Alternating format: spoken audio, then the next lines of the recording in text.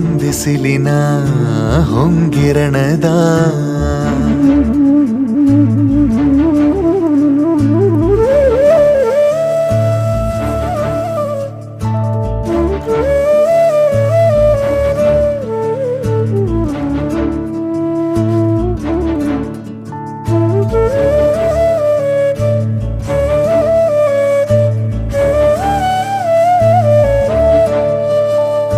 ಬೀಸುವ ಗಾಳಿಗೆ ಮನೆಯಾವುದು,